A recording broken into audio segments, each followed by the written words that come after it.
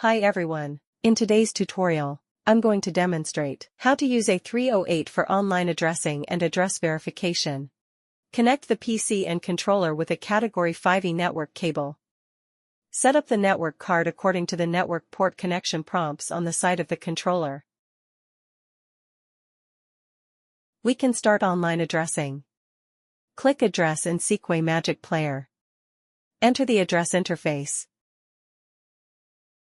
Select the controller to be addressed. Select Address Checked Controller. Wait a moment. You can see the light up. This means that the addressing is successful. Click Online Debug.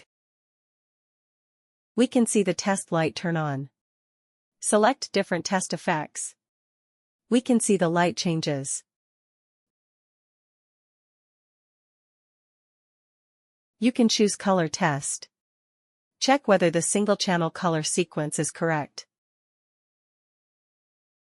Select Pixel Test. Check the order of the light chip. There are multiple pixel test methods to choose from.